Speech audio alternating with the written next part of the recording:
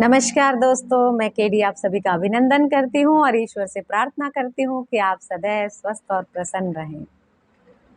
दोस्तों, हम प्रार्थना किसके लिए करते हैं? जो हमारे हृदय के बहुत करीब होते हैं, जो हमें प्रिय होते हैं, जिनके बारे में हम अच्छा सोचते हैं।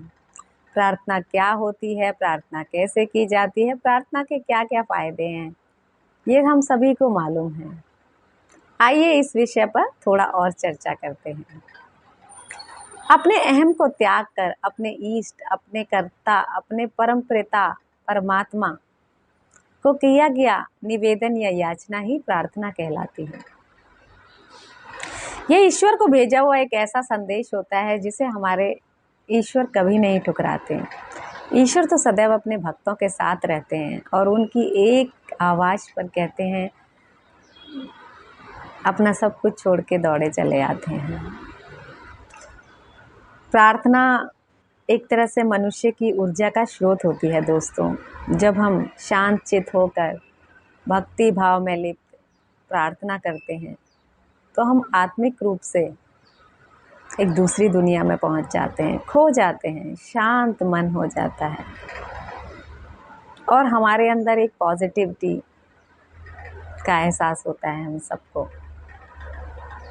यह एक धार्मिक क्रिया है जो ब्रह्मांड की उस बड़ी शक्ति से हमें जोड़ती है, हमारा संपर्क स्थापित करती है। प्रार्थना के द्वारा हम उस सर्वव्याप्त, सर्वशक्तिमान, सर्वज्ञ शक्ति के प्रति अपनी कृतज्ञता प्रकट करते हैं।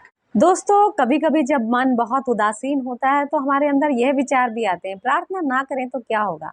प्रार्थना से हमें क्या फ़ायदा हो रहा है? ईश्वर हमें देख थोड़ी रहे हैं, उन्हें कैसे पता लगेगा कि हम प्रार्थना कर रहे हैं या नहीं कर रहे हैं? ऐसा नहीं है दोस्तों। सबसे बड़ी बात तो प्रार्थना से हमारे अंदर के अहम का दमन होता है। प्रार्थना हमें बल देती है, हमारे को पवित्र बनाती है, हीलिंग टच देती है, हमारे अंदर सकारात्मकता लाती है, हमारे अंदर की नकारात्मकता को दूर करती है, जिससे हम डिप्रेशन में नहीं जाते, उस स्थिति से भी बाहर निकल आते हैं। हमारे को एक तरह से देखा जाए तो संगठित करती है। जब हम किसी के लिए अच्छा सोचते हैं तो सामने वाले के मन में भी पॉजिटिव वाइब्स आती हैं हमारे प्रति। ये ईश्वर का दिया हुआ ऐसा वरदान है, जैसा हम दूसरे के बारे में सोचते हैं वैसा ही उधर से हम पाते हैं। प्रार्थना मिलजुल कर कुछ भी कर सकने की एक ऐसी शक्ति प्रदान करती है, संगठन प्रदान करती है, हमें तनाव मुक्त रहने में मदद करती है और सच बताएं तो हमें मनुष्यता सिखाती है, दूसरों पर भरोसा करना सिखाती है, दूसरों का भरोसा बनना सिखाती है और मनुष्य रूपी आत्मा को परमात्मा से जोड़ती है। प्रार्थना से बल, विश्वास, प्रेरणा, आशा, इच्छा शक्ति और सही मार्गदर्शन मिलता है, जो हमें सकारात्मक ऊर्जा की ओर ले जाता है, हमारे अंदर सकारात्मकता को बढ़ाता है, परोपकार सिखाता है, हमें चिंतन सिखाता है, कुछ भी कर सकने का भाव पैदा करता है, दूसरों के प्रति संवेदना, मानवीय संवेदना सिखाता है। दोस्तों, मनुष्य जीवन और बाकी जीवन में क्या फ़र्क रहा? अगर हम कुछ अच्छा ना कर पाए, कुछ अच्छा ना सोच पाए, शायद किसी और प्राणी, आप ये कहें जानवर, पक्षी, उसके पास ईश्वर ने इतनी शक्तियाँ नहीं दी, वो चाह कर भी उतना नहीं कर सकते जितना मनुष्य कर सकते हैं। सोचने, समझने, कर सकने की एक ऐसी शक्ति हमें प्रदान की है दोस्तों ईश्वर ने, जिसका हम बहुत अच्छे से किसी की भी भलाई के लिए इस्तेमाल कर सकते हैं। सच्चे मन से एकांचित होकर प्रार्थना करते हुए ईश्वर भक्ति में हम इस तरह से विलीन हो जाते हैं कि हमारे आसपास हो रही गतिविधि का हमें आभास भी नहीं हो पाता है। जैसे जैसे हम ईश्वर से जुड़ते जाते हैं, सांसारिक दुखों से विमुक्त होते जाते हैं। दोस्तों, प्रार्थना मनुष्य की श्रेष्ठता का प्रतीक है, इसे मोक्ष का द्वार भी कहा जाता है और ये भी सच है कि ईश्वर प्रार्थना को सुनते हैं। तभी तो कोई भी भक्त, जो सच्चा भक्त है, उन्हें पुकारता है और किसी न किसी रूप में उसके दुखों को दूर करने के लिए वहाँ पहुँच जाते हैं। ऐसे बहुत सारे उदाहरण आपने सुने होंगे। प्रार्थना कभी भी, कहीं भी, कैसे भी की जा सकती है दोस्तों। प्रार्थना आप एकांचित होकर भी कर सकते हैं, भीड़ में होकर भी कर सकते हैं, संगठित होकर भी कर सकते हैं, अकेले भी कर सकते हैं। बस मन को पवित्र, स्वच्छ और शांत बनाइए।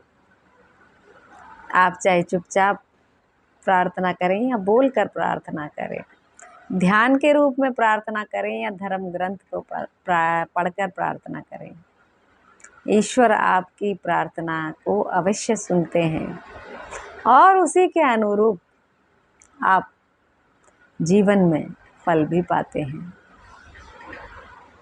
देखिए दोस्तों, सभी धर्मों की प्रार्थना, पूजा अर्चना की विधि अलग अलग हो सकती है, लेकिन सभी का अंतर स्वर एक जैसा ही होता है और फल की कामना भी ईश्वर एक समान ही देते हैं।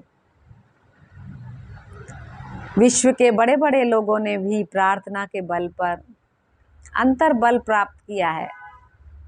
हम सभी को लगता है कि हमारे सभी दुख ईश्वर आराधना से दूर हो जाएंगे।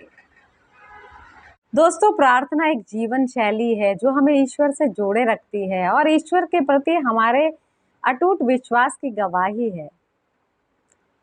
प्रार्थना के द्वारा हमें ईश्वर पर एक ऐसा विश्वास हो जाता है कि हमें कोई भी, कभी भी, कहीं भी कोई भी दुख होगा तो ईश्वर हमारी मदद को जरूर आएंगे और हमें उस दुख से मुक्त करेंगे। पर कभी कभी निराशा भी हाथ लगती है। हमारा कोई प्रियजन बीमार है, हमें बिजनेस में किसी तरह का घाटा हो रहा है, शारीरिक रूप से हम किसी तरह से किसी बीमारी से ग्रस्त हैं।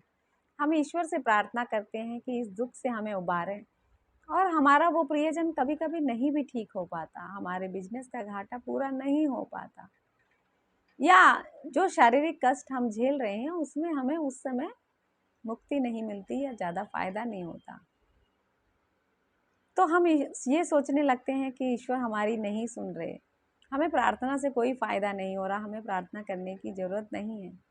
ऐसा नहीं है दोस्तों, ये आपके जीवन की एक अग्नि परीक्षा है।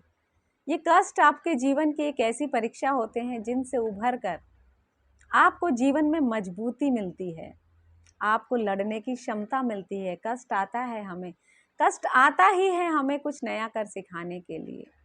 कष्ट से लड़ते हुए हम एक ऐसा आत्मबल प्राप्त करते हैं जो हमारे को और अधिक मजबूत बनाता जाता है, अंदर से, मन से, आत्मा से, शरीर से।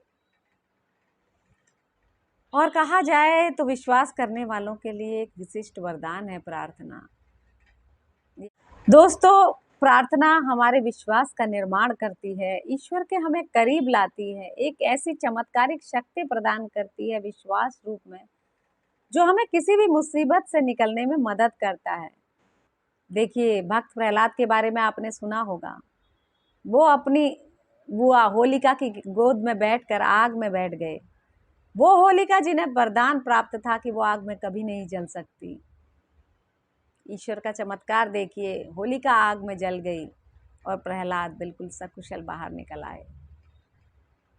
ध्यान मग्न होकर अपने ईश्वर को याद करते हुए वो इस परीक्षा के लिए बैठे और उस परीक्षा से उबर कर बाहर आए। प्रार्थना में एक ऐसी अटूट शक्ति है दोस्तों, ऐसा आत्मबल हमें प्रदान करती है कि हम अंदर से ऊर्जावान हो जाते हैं। तो ईश्वर इच्छा से बाहर कुछ भी ना मांगे, ईश्वर सदैव आपके साथ हैं। जब भी आपको उनकी आवश्यकता महसूस होगी, वो किसी न किसी रूप में आपके सामने मदद करने जरूर आएंगे। ईश्वर पर भरोसा रहें, कर्म अच्छे करते रहें, दूसरों की मदद करें, सकारात्मक सोचें, किसी के काम आए, किसी के लिए बुरा ना करें। ईश्वर सदैव आपकी सुनेंगे, आपके साथ रहेंगे, ऐसा विश्वास रखें। आप खुश रहें, प्रसन्न रहें इन्हीं मनोकामनाओं के साथ। अलविदा।